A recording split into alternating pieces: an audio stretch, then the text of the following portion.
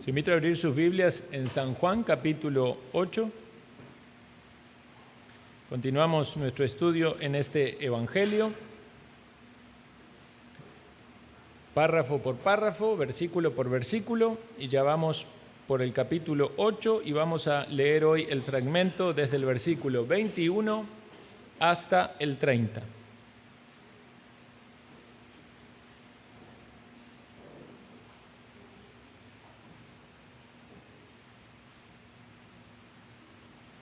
San Juan 8, 21 hasta el 30, leo para ustedes. Otra vez les dijo Jesús: yo me voy y me buscaréis, pero en vuestro pecado moriréis, y a donde yo voy vosotros no podéis venir. Decían entonces los judíos: ¿acaso se matará a sí mismo, que dice, a donde yo voy vosotros no podéis venir? Y les dijo: vosotros sois de abajo, yo soy de arriba. Vosotros sois de este mundo, yo no soy de este mundo. Por eso os dije que moriréis en vuestros pecados, porque si no creéis que yo soy, en vuestros pecados moriréis. Entonces le dijeron: ¿tú quién eres? Entonces Jesús le dijo: lo que desde el principio os he dicho. Muchas cosas tengo que decir y juzgar de vosotros, pero el que me envió es verdadero, y yo, lo que he oído de él, esto hablo al mundo. Pero no entendieron que les hablaba del Padre. Les dijo pues Jesús: cuando hayáis levantado al Hijo del Hombre, entonces conoceréis que yo soy, y que nada hago por mí mismo, sino que según me enseñó el Padre, así hablo. Porque el que me envió conmigo está. No me ha dejado solo el Padre, porque yo hago siempre lo que le agrada. Hablando él estas cosas, muchos creyeron en él. Hasta aquí el pasaje que vamos a leer, y como siempre es útil y necesario hacer un breve repaso de lo que dijimos con anterioridad. Los textos anteriores en los cuales meditamos, vimos que la luz de Cristo es necesaria para la salvación y para la santificación, porque la luz se relaciona con la vida y las tinieblas se relacionan con la muerte. Jesús dijo: el que me sigue no andará en tinieblas, sino que tendrá la luz de la vida. Por otro lado, la luz también se relaciona con el conocimiento.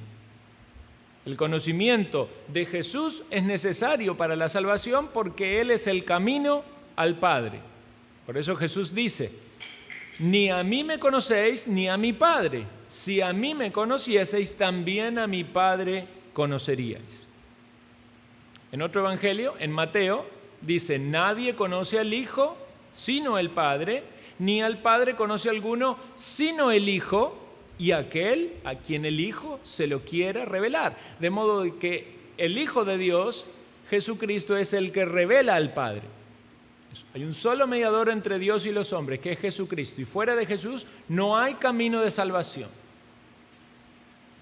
Por eso Jesús también dijo, y lo leímos al inicio de este Evangelio, Juan 1:18, a Dios nadie le vio jamás.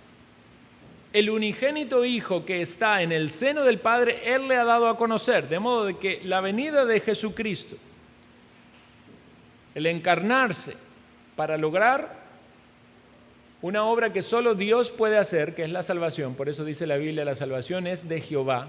Él es el único que puede salvarnos. Tiene que ver con darnos a conocer a Dios. No podemos separar y pensar la salvación es simplemente tener asegurado que voy al cielo. No, en el cielo está Dios, y el conocer a Dios, el tener la salvación, el tener el perdón de nuestros pecados, es entrar en una relación con Dios Padre, lo cual implica también una relación con el Hijo.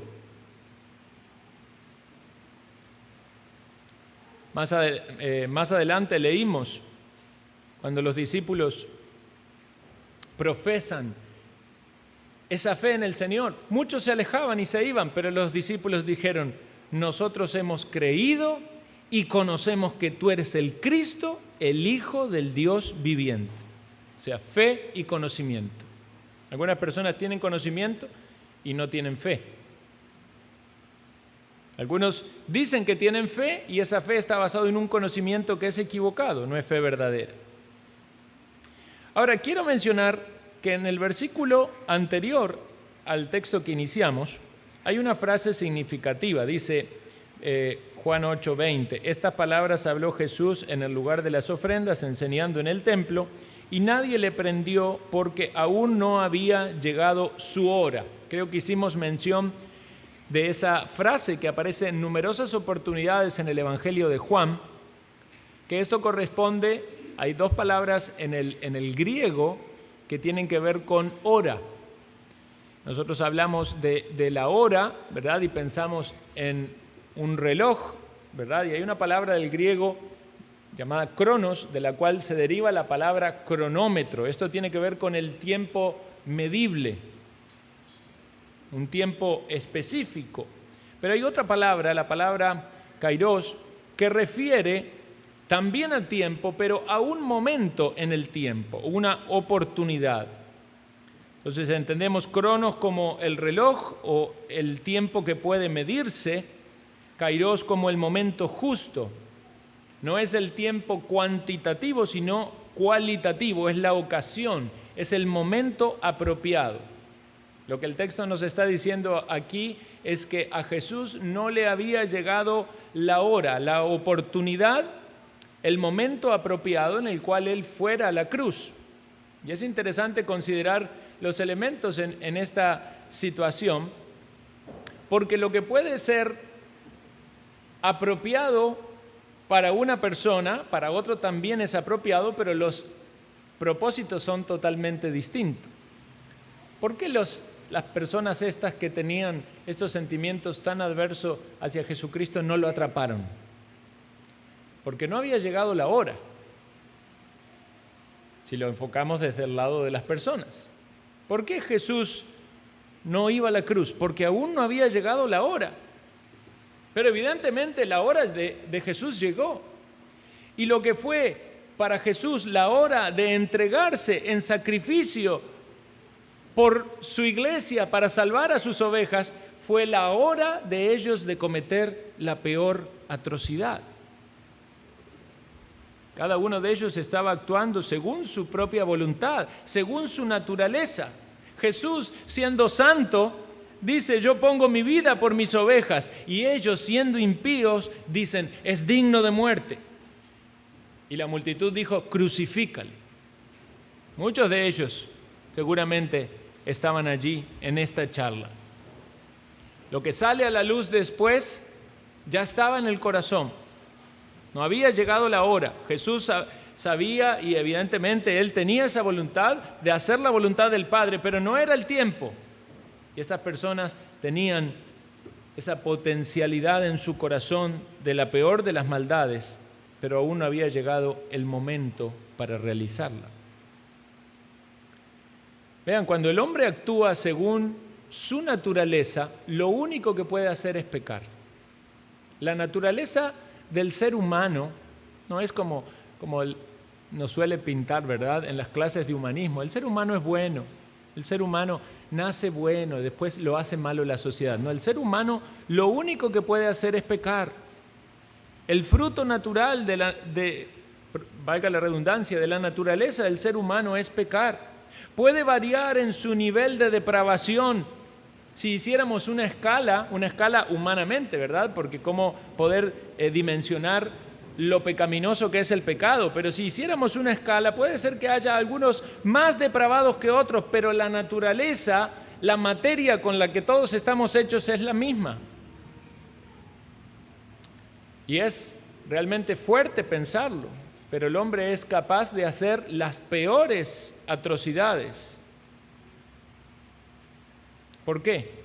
Porque no conoce a Dios. Porque las cosas de Dios para Él son locura. Ahora, ¿cómo puede ser que una persona hecho de esa materia, pecador y potencialmente pudiese llegar a las peores atrocidades, cómo puede ser que sea transformado? Solamente por la gracia de Dios. Por eso exaltamos en el mensaje del Evangelio la gracia manifestada en Jesucristo. Solamente la gracia de Dios puede obrar en nuestra condición de depravación y cambiarnos. ¿Ha considerado eso? Que usted es potencialmente el peor de los pecadores. La tendencia natural es pensar, yo no soy tan malo como los demás. No, aquel es terrible, aquel que cae en esos pecados, ve ahí, drogado, borracho, ve a esta sociedad, la inmoralidad que tiene. No, yo no. No, vean los asesinos, los homicidas. Oh, Hitler, qué gran homicida, qué gran asesino. Usted sabe que tiene el mismo corazón y usted y yo, tenemos el mismo corazón. Tenemos la misma corrupción y la misma depravación que el peor de los pecadores, aun que aquellos que frente a Jesucristo dijeron y a las autoridades dijeron, crucifica. Por eso necesitamos el milagro de la conversión, el milagro del nuevo nacimiento en nosotros para poder tener afecto por las cosas espirituales, para poder tener discernimiento de las cosas espirituales. Si no entendemos que la salvación es un milagro y es un regalo por gracia, entonces no hemos comprendido la persona de Cristo y la obra de Cristo. Todo ese milagro de la salvación que obra en nuestro corazón, obviamente está centrado en la obra expiatoria de Jesucristo en la cruz. Entonces, vemos que no había llegado su hora. ¿La hora para qué? La hora para morir. Yo pregunto en esta introducción, ¿ha llegado tu hora para vivir? ¿Has ido a Jesucristo confiando en Él como tu Salvador personal, arrepintiéndote de tus pecados, con el propósito de conocerle a Él y tener una relación con Dios Padre? ¿Y has experimentado en tu propia vida la obra del Espíritu Santo? ¿Ha llegado tu hora? Segunda de Corintios 6:2 dice, he aquí ahora el tiempo aceptable, he aquí ahora el día de salvación. Qué triste es pensar de que el tiempo siga avanzando, el tiempo que se mide siga avanzando y que los calendarios en nuestra vida sigan pasando. Renovemos, ¿verdad? Calendarios. Qué triste sería pensar de que todavía no has ido en arrepentimiento a Cristo y no tienes paz en tu corazón, sabiendo de que Él murió para salvarte. Ha llegado tu hora, en ese tiempo medible, ha llegado tu momento, tu ocasión de ir a Cristo y de relacionarte con Él. Llegó la hora de Cristo de morir y llegó la hora de muchos de manifestar lo peor de su pecado. Pero el Señor vino para salvar, para buscar y salvar lo que se había perdido. El Padre busca adoradores, busca a aquellos que le adoren en espíritu y en verdad. Ahora dice, ahora es el momento. Cuando el Señor habla de la resurrección, dice, los muertos oirán la voz y los que la oyeren vivirán. Ahora dice, no es solo la resurrección de todos los muertos en el futuro, es la obra de Cristo hablando al corazón del pecador en la condición en la que se encuentra allí, reconociendo todas sus faltas, sus debilidades, sabiendo de que va a experimentar condenación. Escucha la voz de Cristo por la obra del Espíritu Santo, de su palabra, no una voz audible, pero una voz al corazón que le llama a venir a Él, a tener paz con Él. Quiera el Señor obrar así en todos nosotros, si no lo ha obrado antes. Vamos a ver en este pasaje, hermanos, 4 errores graves a la hora de relacionarnos con Jesús. 4 errores graves que alguien puede cometer a la hora de querer relacionarse con Jesús. Y ciertamente casi todos esos errores pueden aplicarse también a nuestras relaciones interpersonales, pero lo vamos a ver enfocado más en estas personas que tratan con Jesús y evidentemente tiene que ver con la evangelización de ellos. Voy a mencionar el primer error, y digo error, pero podemos decir pecado. El pecado de los prejuicios. Estas personas pensaban que Jesús se iba a quitar la vida. ¿Vieron lo que dice el texto? Versículo 21. Otra vez les dijo Jesús: yo me voy y me buscaréis, pero en vuestros pecados moriréis. A donde yo voy, vosotros no podéis venir. Decían entonces los judíos: ¿acaso se matará a sí mismo? Jesús podría haberlos mirado y haberle respondido: en realidad ustedes me van a matar a mí, porque Jesús ya lo sabía. Pero él dice solamente lo que tenía que decir porque sigue al pie de la letra lo que el Padre le había dado que hiciese. Aquí es donde vemos una vez más, hermanos, la potencialidad de un corazón perverso. Estas personas están pensando mal de Jesús. Jesús es santo. Si tan solo hubiesen visto todo lo que Jesús hizo en su ministerio, y ciertamente lo sabían, no había nada malo de que pudiesen argumentar en contra de él. Tenían que acudir a la falsedad y a los sesgos religiosos tradicionales para querer encontrar una falta, pero Jesús había hecho siempre el bien, había sanado a los enfermos, había hablado palabras de esperanza. Estas personas no saben que un día iban a estar mandándolo a Jesús a la cruz y apoyando su muerte. El cristiano también debe ser consciente de la corrupción que hay en nuestro corazón. Nunca digamos: yo nunca voy a hacer eso, yo nunca voy a caer en tal pecado, porque el que esté firme mire que no caiga. Vean lo que pasó en la Escritura cuando personas que estaban en alta estima por su piedad cayeron en pecado. Ve a David con el adulterio. Tendemos a pensar de nosotros mejor de lo que en realidad somos. El orgullo nos gana cuando pensamos que estamos bien y dejamos de depender de Dios. Estos hombres impíos ni siquiera se imaginaban que serían partícipes y responsables de la muerte del Señor, porque luego el Señor y los apóstoles le van a decir: vosotros matasteis y crucificasteis al autor de la vida. Quizás algunos de ellos, si eran un poco más sinceros, si se analizaban en lo profundo de su corazón, podían decir que realmente querían matarle. Tenían que analizarse y ser sinceros, pero muchos posiblemente estaban engañados por su corazón. Y también uno de los problemas que puede haber en el corazón para no reconocer el pecado es la falta de sinceridad. Cuando la maldad está allí, cuando los deseos están allí, pero cuando la persona opina de sí mismo, no reconoce que es pecado. Si fuéramos más sinceros de lo que hay en nuestro corazón, estaríamos más conscientes de nuestra maldad potencial. ¿Te ha pensado? Decir: no, yo eso nunca lo voy a hacer, yo nunca jamás voy a hacer eso, no, eso está lejos de mí. Cuidado, hermano, cuidado. El ser humano puede llegar a las peores atrocidades. Por eso tenemos una gran necesidad de estar aferrados a Cristo, porque si nos deslizamos un poquito en nuestra vida hoy, en el paso del tiempo, vamos a estar muy lejos de Él. Todos somos potenciales ladrones, potenciales asesinos, potenciales inmorales, potenciales homicidas, potenciales viciosos. Y en algunos casos no deberíamos usar solo la palabra potenciales, porque es no solo de capacidad, es de hecho. Porque todas estas cosas implican el quebrantamiento de la ley del Señor.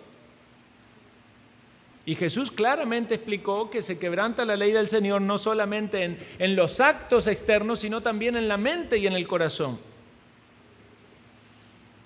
Y quizás algunos tengan que esperar a caer en esa escalera de degradación en su vida hasta hacer cosas terribles para asustarse de sí mismo y decir, no puede ser, tengo que buscar a Dios. Cuando tocan fondo. Pero eso nos habla del segundo gran problema. El segundo gran problema es actuar a destiempo, buscarlo tardíamente. Vean lo que dice el texto. Yo me voy y me buscaréis, pero en vuestros pecados moriréis. A donde yo voy, vosotros no podéis venir.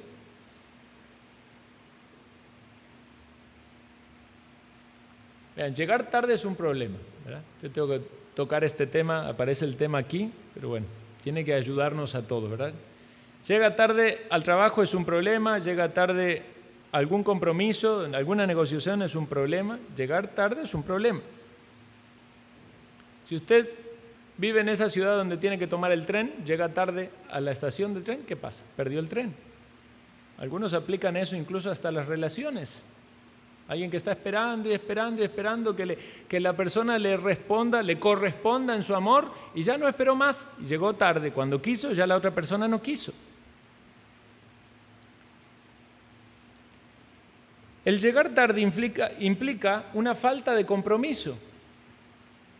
¿Por qué? Porque si uno se propone ir a algún lugar y tiene que llegar a ese lugar, tiene que hacerlo a la hora que tiene el compromiso de llegar a ese lugar. Debemos pensar que a veces ni las buenas intenciones justifican una tardanza. A veces uno puede decir, bueno, no tuve malas intenciones de llegar tarde, pero eso no justifica la tardanza.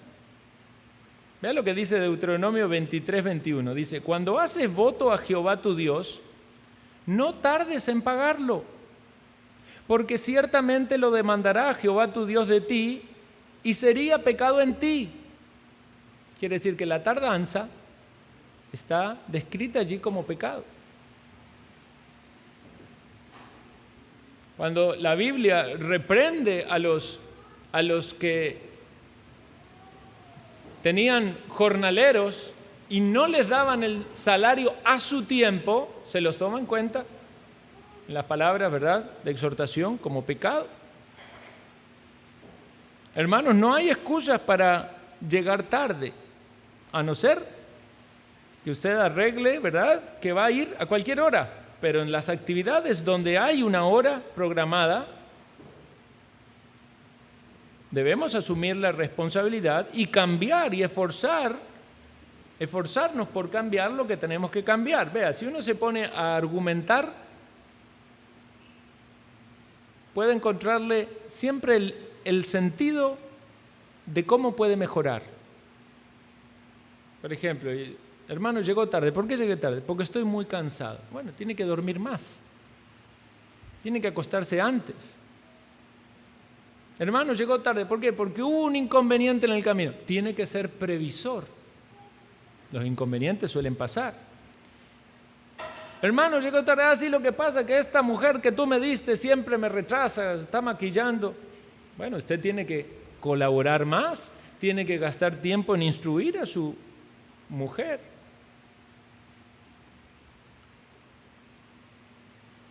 Siempre hay contratiempos, hermanos. Tenemos que esforzarnos por cambiar. Y el que esté libre de pecado tire la primera piedra, ¿verdad? Yo no levanto la mano tampoco. Para mí también es esto. Pero lo que quiero hacer ver aquí es que el texto nos habla de aquellos que llegan tarde a Cristo. ¿Cómo? Que Dios es amor, hermano, venga a cualquier hora, no hay problema. Está bien, usted se arrepienta cuando quiera en su vida. Llegue tarde, no importa, el Señor siempre lo va a esperar hasta el último aliento. Me buscaréis, pero en vuestros pecados moriréis. No hay excusas válidas ni para llegar tarde a nuestras responsabilidades en la tierra, cuanto menos para llegar tarde a Dios. Es morir en sus pecados si no atiende a la voz de Dios que le dice, hoy es el día de salvación, hoy tiene que ir a Cristo, no juegue más con el pecado. No es que lo iban a buscar a Cristo arrepentido, iban a buscarlo seguramente para argumentar más en su contra, amaban sus pecados y por eso iban a morir en sus pecados. Antes habían dicho, seguramente se va a los gentiles. Ahora dicen, seguro se quiere suicidar. Sí, es cierto, se dice que Dios es un Dios de oportunidad y parece que siempre te va a esperar y que te tiene que perdonar, pero es un Dios muy pintado al agrado del corazón del hombre, un corazón que no quiere reconocer su pecado, que no quiere reconocer su tardanza, que no quiere reconocer la paciencia de Dios.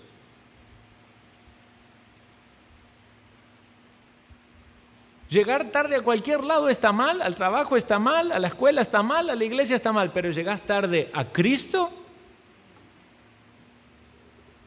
y es una eternidad de condenación. Es morir en tus pecados. Llegar a Cristo es llegar a Cristo para que tus pecados estén en Él y Él en la cruz pagó por ellos, pero si llegas tarde a Cristo y ya la puerta ya está cerrada, tus pecados sobre ti, y esto dice la Escritura, es trágico. En tus pecados moriréis. ¿Se imagina lo que es usted estar en la eternidad sufriendo por sus pecados? Jesús no se iba a suicidar. Ellos pensaban mal de Jesús, tenían el prejuicio de Jesús. El suicidio es un homicidio, es un pecado muy serio. Jesús nunca iba a hacer eso. Imagínense, hermanos, lo que significa pagar una deuda costosa, pero es tan costosa, que para que esa deuda pudiese ser pagada, el que murió en la cruz era eterno y era santo. Y ni usted ni yo somos ni eternos ni santos, o sea que vamos a tener que estar en el infierno toda la eternidad y aún así nunca podemos salir de allí como diciendo, bueno, ya está, ya pagué, ya está, ya sufrí lo suficiente, ahora sí, voy a la salvación. No. No muera en sus pecados. Atienda las palabras de Cristo, no hay nada peor que eso. No se engañe. No hay un lugar allí de tormento temporal y después usted se pone a cuenta con Dios. No. No crea el engaño de que Dios le va a dar una oportunidad antes de que llegue el momento de su muerte. No, no se engañe. En la misma palabra nos dice que hubo algunos que no tuvieron oportunidad. Se habla de Esaú y dice, porque ya sabéis que aún después, deseando heredar la bendición, fue desechado y no hubo oportunidad para el arrepentimiento, aunque la procuró con lágrimas. ¿Usted hoy atiende la voz de Dios y sabe lo que Dios le dice a usted? ¿Lo llama al arrepentimiento? Y usted hoy la atiende y dice, todavía hay tiempo, en otro momento, quizá voy a disfrutar más la vida. Es que Jesús seguramente, ya, y Él va a hacer algo que no es de mi agrado, me va a pedir cosas que no me gustan.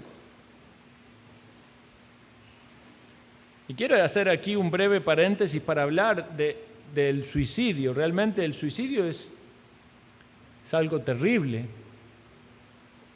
es un pecado muy serio. Me llama mucho la atención de que hoy en día incluso algunos pastores o algunos teólogos hablan del suicidio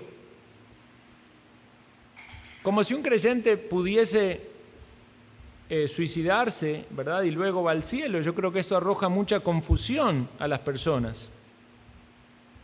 O sea, bueno, si la persona creyó y se suicida, se va al cielo.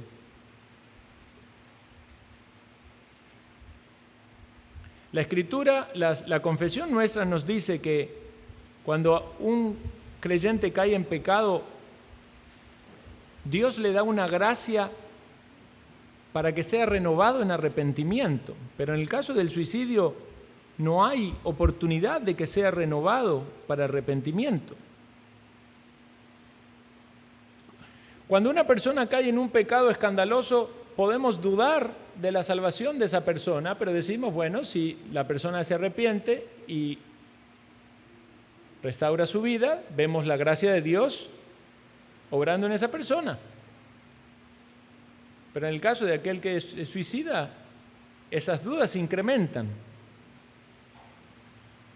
Si hay dudas sobre la salvación de alguien, de pecados de los cuales puede arrepentirse y puede volver, ¿cuántas más dudas tendremos de aquel que se suicida?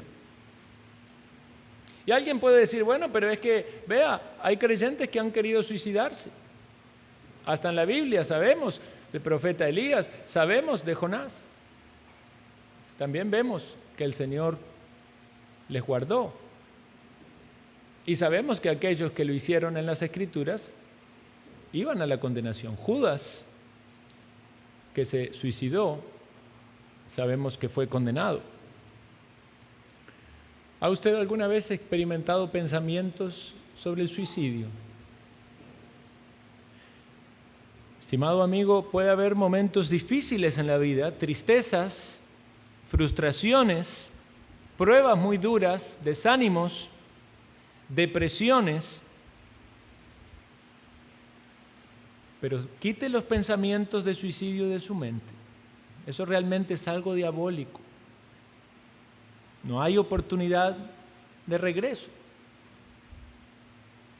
No se engañe con falsas esperanzas de que usted se suicida y si el Señor le va a salvar porque usted creyó en Él. No se engañe. Su corazón es engañoso. ¿Recuerdan lo que hablábamos? Potencialmente tan engañoso de llegar a hacer las peores atrocidades. Por el medio de las desesperaciones más grandes que usted puede atravesar, confíe que el Señor está obrando en usted y puede restaurarle y puede fortalecerle y puede guiarle a una vida en abundancia, como lo dice en su palabra. Quiero ir al tercer gran error que vemos en este pasaje. Versículo 23 dice, y les dijo, vosotros sois de abajo, yo soy de arriba, vosotros sois de este mundo, yo no soy de este mundo. Por eso os dije que moriréis en vuestros pecados, porque si no creéis que yo soy, en vuestros pecados moriréis. Entonces le dijeron, ¿tú quién eres? Entonces Jesús le dijo, lo que desde el principio os he dicho. Vean el contraste entre ellos y Jesús. Jesús es celestial, ellos son terrenales. Jesús actúa en la perfecta santidad de Dios, ellos actúan movidos por sus pecados. Jesús le mostraba el maravilloso conocimiento del Padre, se revelaba a sí mismo, revelaba al Padre, y ellos siguen en ignorancia, a pesar de que lo escucharon tantas veces, a pesar que escucharon tantos testimonios, a pesar de que veían a Cristo, le preguntan una vez más, ¿tú quién eres? El Señor ya había empezado a usar los yo soy para identificarse. Yo soy el pan, había dicho. Yo soy la luz. ¿Y tú quién eres? Quizás ya el Señor se ha manifestado de algún modo a tu vida por su palabra, revelándote quién es Él, quién es Jesús, la relación que tiene con el Padre, y lo has oído, pero aún no lo comprendes. ¿No entiendes a Jesús? Tantas veces lo tiene que repetir, tantas veces será necesario que te expongas a la palabra de Dios. ¿Qué dice usted cuando está hablando con alguien y dice una frase y la persona dice, ¿eh? Entonces usted la vuelve a repetir, ¿cómo? Usted duda, dice, ¿es que no me entiende o es que no me quiere entender? Piense en lo que Dios le está hablando a usted y reflexione. ¿Es que usted realmente no lo entiende a Jesús o no lo quiere entender? ¿Qué te está diciendo Jesús? ¿Qué te está hablando? Te está hablando de Él. ¿Quién es Él? Te está hablando del Padre. Te está hablando de su propósito. Obviamente te está hablando de la necesidad que tienes de confesar tu pecado, de arrepentirte, de cambiar el enfoque de tu vida, de someterte a Él, de reconocerlo como Él es.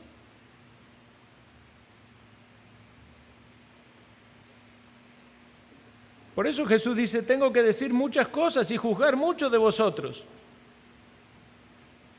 Pero el que me envió es verdadero, y lo que yo he oído de Él, esto hablo al mundo. Son del mundo. ¿Qué hacen? Siguen la corriente de este mundo, viven según el mundo, no oyen a Jesús. Versículo 27, por eso no entendieron que les hablaba del Padre. Este es el tercer error, no entenderlo. No solo es que tengas prejuicios acerca de Jesús, que pienses mal de Jesús, es también, en segundo lugar, actuar a destiempo, llegar tarde al llamado de Él. Y en tercer lugar, no entenderlo. Por eso Jesús le dice en el 28, cuando hayáis levantado al Hijo del Hombre, entonces conoceréis que yo soy y que nada hago por mí mismo, sino que, según me enseñó el Padre, así hablo. Porque el que me envió conmigo está, no me ha dejado solo el Padre, porque yo hago siempre lo que le agrada.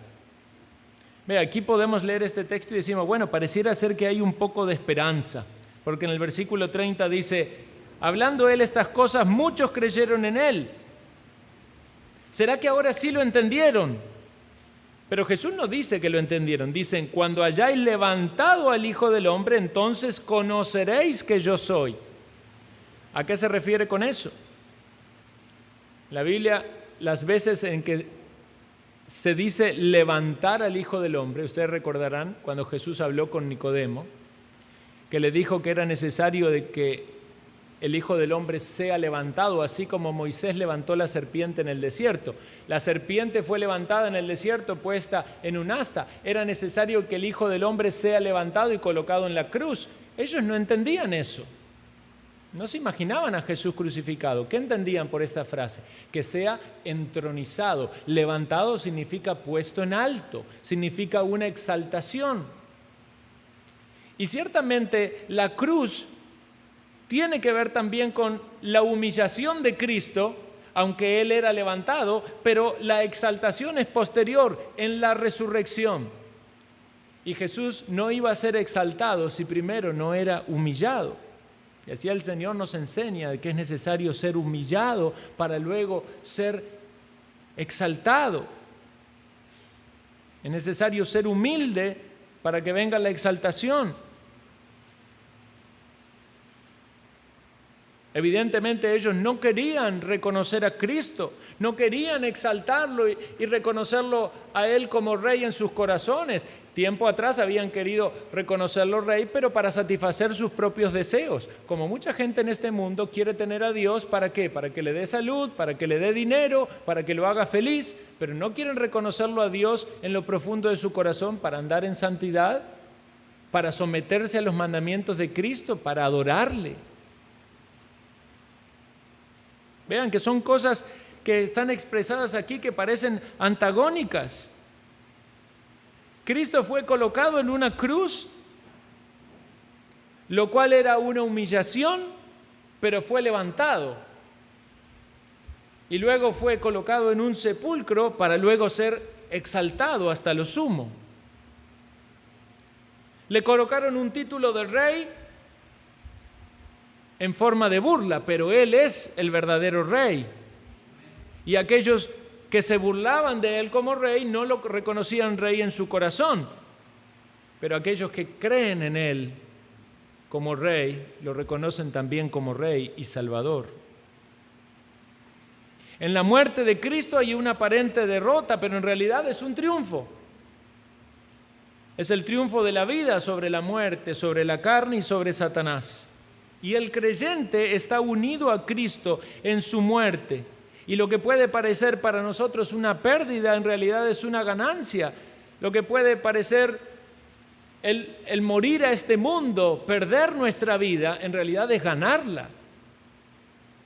El apóstol Pablo dice: con Cristo estoy juntamente crucificado, y ya no vivo yo, mas vive Cristo en mí. Y lo que ahora vivo en la carne, lo vivo en la fe del Hijo de Dios, el cual me amó y se entregó a sí mismo por mí. ¿Recuerdan lo que leímos antes?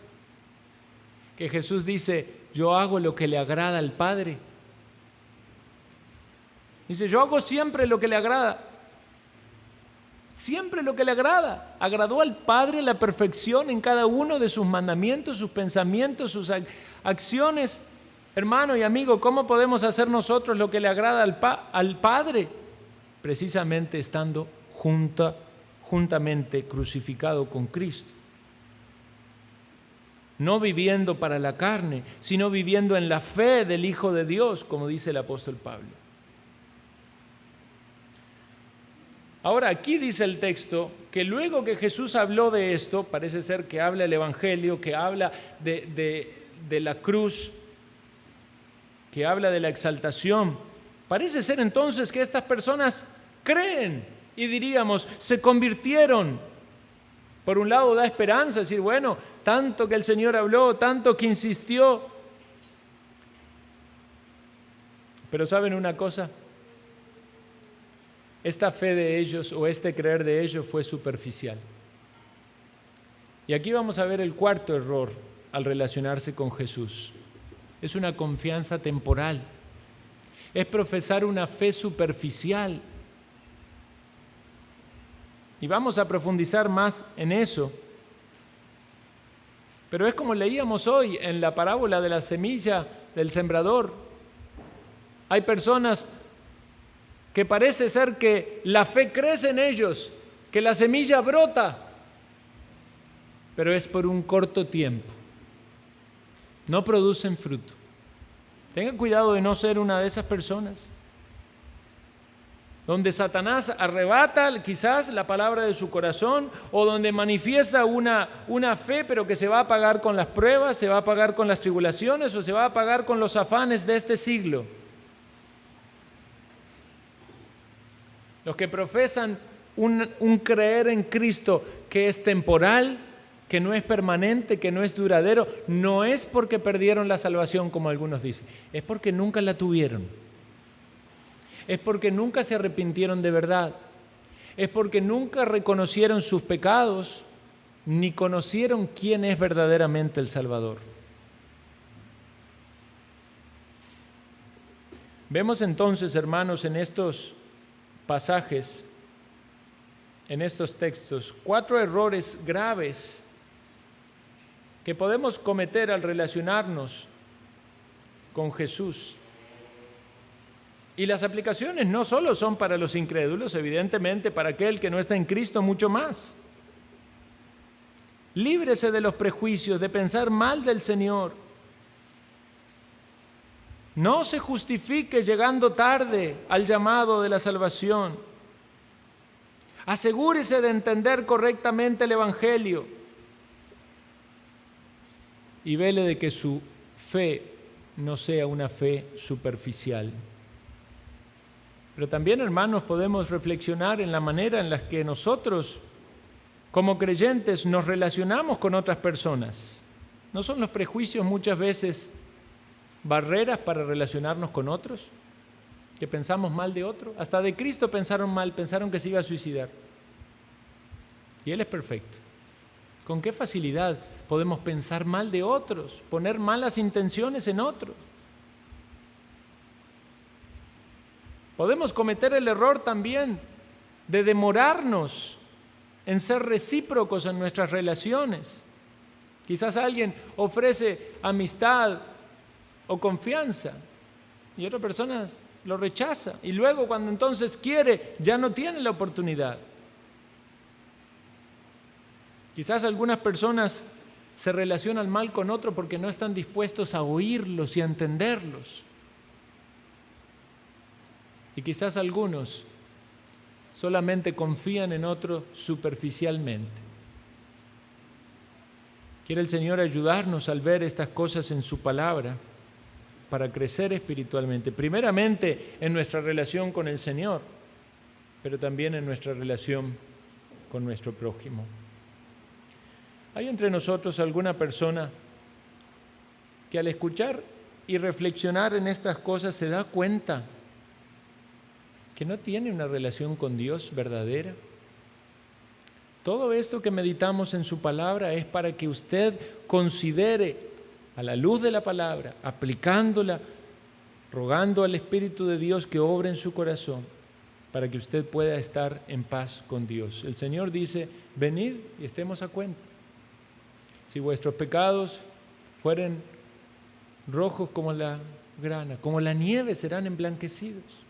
¿Está usted cargado con sus pecados? ¿Está demorando su llegada a Cristo? Venga a Cristo hoy. Oremos.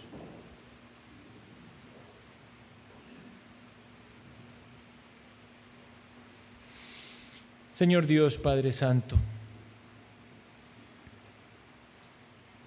rogamos, Señor, que tú tomes estas débiles palabras para aplicarlas a nuestros corazones,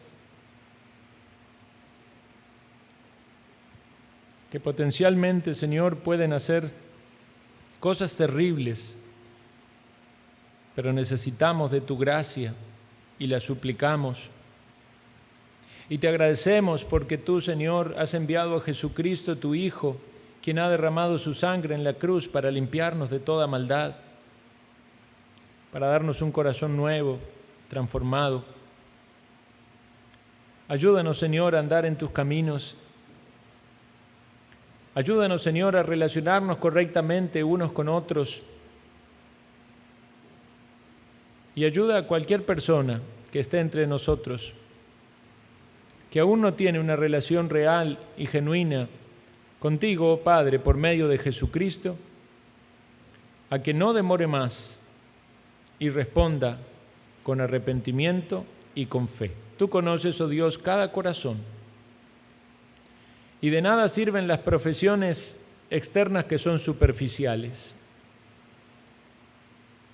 Clamamos que haya una obra de salvación real en todos aquellos que estén perdidos y en aquellos que son tus hijos, que tu palabra obre en nosotros para edificación, porque lo pedimos en los méritos de Cristo Jesús.